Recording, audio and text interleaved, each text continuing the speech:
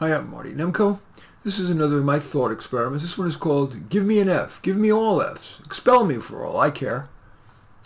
Unrealistic thought experiments can be mind-expanding precursors to practical brainstorming. And in that spirit, I've concocted a number of thought experiments, which you can find here on my YouTube channel.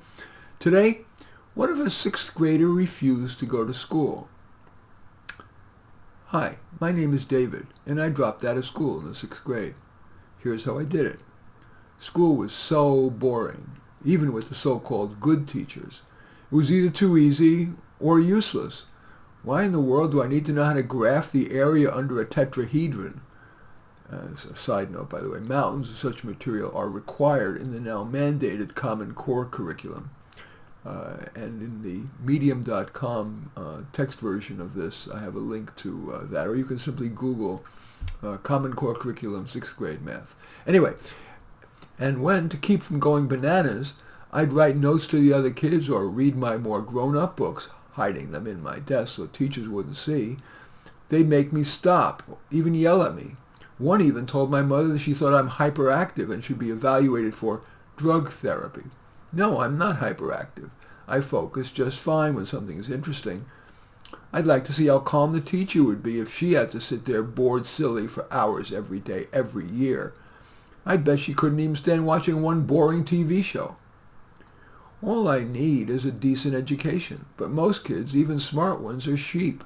They just go along because they're willing to put up with it all merely so their report card has A's rather than B's on it. Almost no smart kid gets C's anymore, no matter how lazy they are.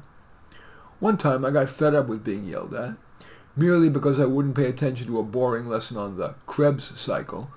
The teacher said, "David, I'm fed up with you. You're getting an F in science." I said, "Give me an F. Give me all Fs. Expel me for all I care."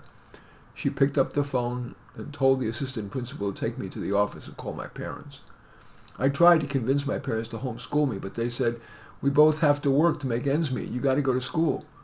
And that gave me an idea. How can they force me to go to school?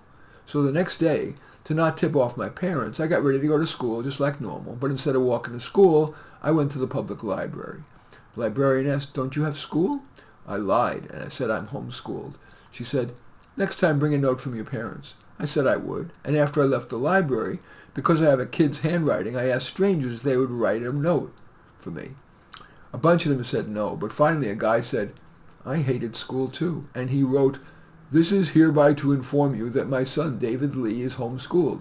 Please allow him to use any of your facilities. He has our complete trust. Sincerely, Mary Lee." That was my get-out-of-jail-free card. So for a week I had no problems, but then a truant officer showed up at the library. My homeschooling letter didn't work on him. He ripped it up and barked, "In the car! You're going back to school." I resisted, but he dragged me, and he is bigger. I didn't want him to think they had won, so the very next recess I sneaked out of school. It's a locked campus, but there's room under one of the fences for me to crawl under. This time, the school called the police. I was surrounded by 3 police cars. They were polite. I guess that's how they're trained to get people to give up without a fight. And like on TV, one officer put his hand on my head as he gently lowered me into the car. I'm writing to you from juvenile hall. Do they really think I'm better off here?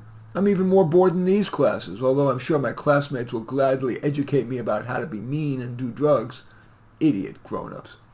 Anyway, I would guess that because school is too difficult, too easy, too boring, or merely too tough to sit in for hours a day for years, many students would want an alternative. I've developed one that I'm proud of. It's called Super Courses, and you can Google Super Courses and my last name, Nemko, N-E-M-K-O, and you'll find it. As usual, I welcome your thumbs up and accept your thumbs down. I always look forward to your comments and especially like it if you hit the share button below. Share on your social media so that my efforts can have broader impact. And I am flattered if you choose to subscribe to my channel. And certainly would welcome you checking out any of my 30 books. For example, perhaps most relevant to this is What's the Big Idea? 39 Ideas for Reinventing America. In any event, and you can go there, just go to Amazon, search on my name, Marty Nemko, N-E-M-K-O. And you will find more than you can stomach. In any event, I do thank you for watching. I am Marty Nemko.